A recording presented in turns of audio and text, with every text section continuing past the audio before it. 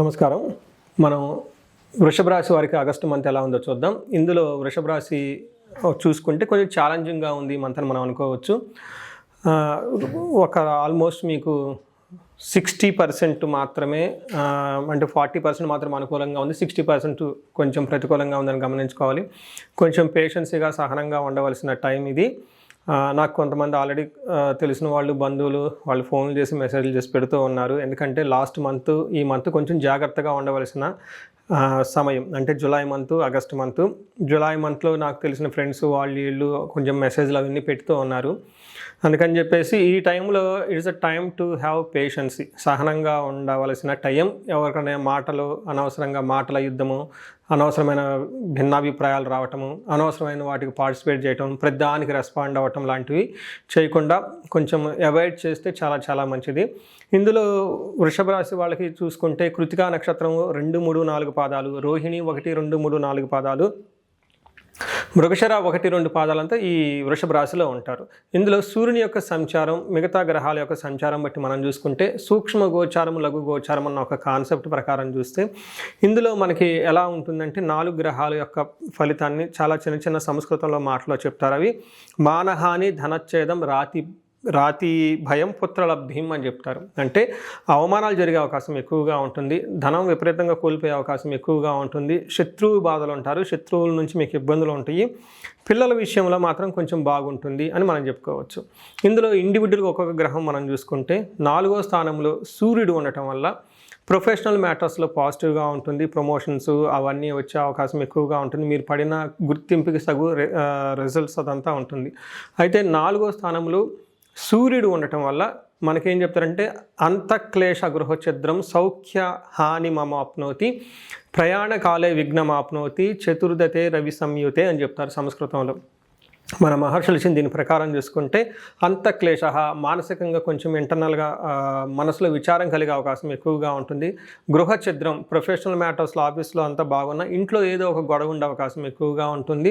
తర్వాత సౌఖ్యహాని, కంఫర్టబుల్గా ఉండకుండా ఉంటుంది. తర్వాత మా భోజనం, టయానికి భోజనం చేయకుండా ఉండే అవకాశం ఎక్కువగా ఉంటుంది. ముఖ్యంగా గమనించుకుంటే ప్రయాణాలు చేస్తే ఆటంకాలు వస్తాయి అని చెప్తూ ఉంటారు. ఇది సూర్యుడి వల్ల మిక్స్డ్ రిజల్ట్ అని చెప్పుకోవచ్చు.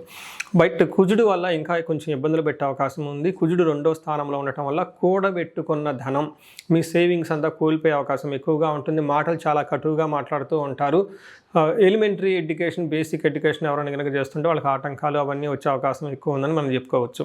ఇందులో కుజుడు 2వ స్థానంలో ఉంటే మనకి సంస్కృతంలో అసత్వం సతతం క్లేశనాశ సర్వకార్య వినాశనం సదా దుర్జన సేవ సంపర్క భీతి షాద్ ధనకే కుజ అని మనకి ఒక శ్లోకంలో చెప్తారు. దాని మీనింగ్ ఏంటంటే అసత్వం అంటే ఎనర్జీ లేకుండా ఉండటం, తర్వాత సతతం క్లేశ, మనసులో ఎప్పుడు ఏదో ఒక బాధపడడం ఉండటం, సర్వకార్య వినాశనం, ఏదైనా కొత్తగా ఒక పని చేస్తే అందులో ఆటంకాలు వచ్చే అవకాశం ఎక్కువగా ఉంటుంది, విమర్శించే వాళ్ళు ఎక్కువగా ఉంటారు, సదా దుర్జన సంపర్క.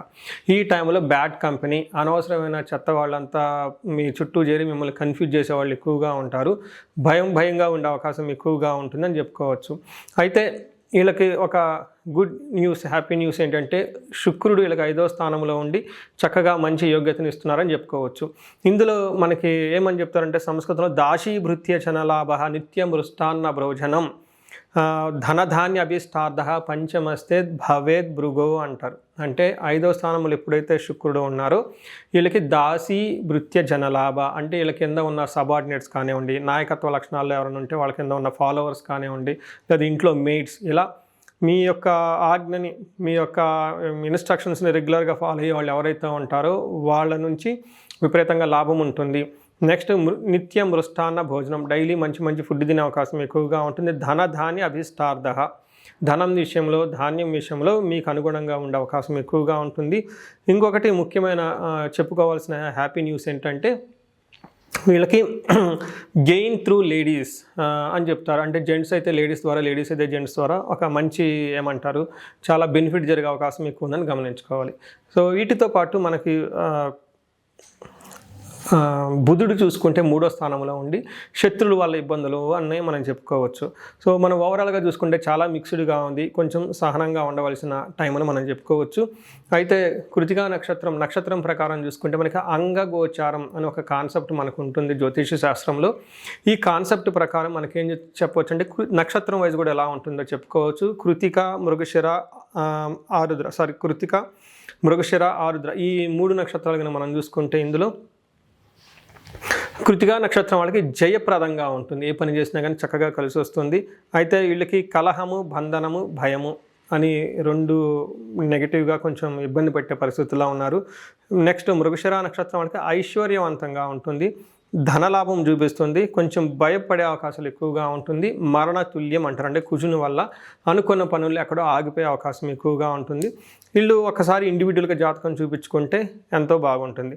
అంతేకాకుండా మృగశిర నక్షత్రం కనుక చూసుకుంటే వీళ్ళకి కూడా ఐశ్వర్యవంతంగా ఉంటుంది, ధన ప్రవాహం బాగుంటుంది, భయము, తర్వాత నెక్స్ట్ మరణతుల్యం అని చెప్తారు. ఇక్కడ మరణతుల్యం అంటే భయపడొద్దండి, సంస్కృతంలో ఆగిపోవటాన్ని మరణం అంటారు. మరణతుల్యం అంటే ఆల్మోస్ట్ మీరు ఇంతకుముందు చలబెట్టిన పనులు ఏమైనా ఉంటే అవి అందరితో ఆగిపోయి సరైన రిజల్ట్ ఇవ్వని పరిస్థితిలో ఉంటాయని గమనించాలి. ఓవరాల్గా చూసుకుంటే ఈ నక్షత్రం ప్రకారంగా ప్రతి నక్షత్రానికి బంధించబడినట్లుండే పరిస్థితి ఎక్కువగా కనిపిస్తుంది. అంటే చాలా క్లారిటీ లేకుండా ఉంటుంది. యూఎస్లో ఉంటే బాగుంటుందా, ఇండియాలో ఉంటే బాగుంటుందా, బిజినెస్ చేస్తే బాగుంటుందా, జాబ్ చేస్తే బాగుంటుందా, అసలు ఏంటి ఫ్యూచర్ గురించి ఎలా వెళ్తే బాగుంటుందని రకరకాల కన్ఫ్యూజన్లో ఉండే అవకాశం ఎక్కువగా ఉంటుంది. ఇలాంటి పరిస్థితులు ఒకసారి మీకు కనుక తలెత్తితే మీ చుట్టూ ఉన్న సబ్జెక్ట్ మ్యాటర్ ఎక్స్పర్ట్స్ కానివ్వండి, లేదంటే మెంటార్స్ని కానీ అప్రోచ్ అవ్వండి. వాళ్ళ అడ్వైజర్స్తో చక్కగా డెసిషన్ తీసుకోండి. ఇంకా వీలైతే ఒక మంచి జ్యోతిష్కుల్ని, ఆస్ట్రాలజీ చూపించి మీ యొక్క జాతక చక్రాన్ని చక్కగా చూపించుకొని అందులో మీకు సంబంధించిన చాలా క్లూస్ ఎలా వెళ్తే బాగుంటుంది, ఫ్యూచర్ ఎలా ఉంటుందో తెలుసుకునే అవకాశం ఎక్కువగా ఉంటుంది. కాబట్టి ఇది చూసుకోవాలని చెప్పేసి కోరుకుంటున్నాను. సో ఈ రాశి వాళ్ళందరికీ పరిహారాలు కనుక చూసుకుంటే కొంచెం ప్రతి ఒక్కళ్ళు ఏకాదశ రుద్రాభిషేకం లేదంటే మహాన్యాసపూర్వక ఏకాదశ రుద్రాభిషేకం చేయించుకుంటే చాలా కలిసి వచ్చే అవకాశం ఉంటుంది. నెక్స్ట్ కుజుడికి కొంచెం ఇబ్బంది పెట్టే విధంగా ఉంది కాబట్టి మనకి క్షేత్రపాలకులు అంటారు, లేదంటే టెంపుల్స్లో క్షేత్రపాలకులు అని ఉంటారు, లేదంటే మీరు నివసిస్తున్న ప్రాంతంలో అది ఎక్కడైనా కానీ మీ సొంత ఊరు కానీ లేదంటే టౌన్లో సిటీలో ఎక్కడ ఉన్నా కానీ ఎక్కడుంటే అక్కడ గ్రామ దేవతలు ఉంటారు, వాళ్ళకి చక్కగా పూజలు చేసిన. రెండవది మీకు నాగపడగలు లేదంటే నాగుల కట్ట, అశ్వత్కట్ట అని కూడా కొన్ని ప్రదేశాల్లో అంటారు, అక్కడ చక్కగా అభిషేకం చేసి దీపారాధన చేసుకోగలిగితే చాలా చక్కగా మీకు ఆ ఏరియాలో ఉన్నందుకు ప్రొటెక్షన్ వచ్చే అవకాశం ఎక్కువగా ఉంటుంది. సో ఈ రాశి వాళ్ళందరికీ అష్టైశ్వర్యాలు కలగాలని, భోగభాగ్యాలు కలగాలని చెప్పేసి కోరుకుంటున్నాను. నమస్కారం.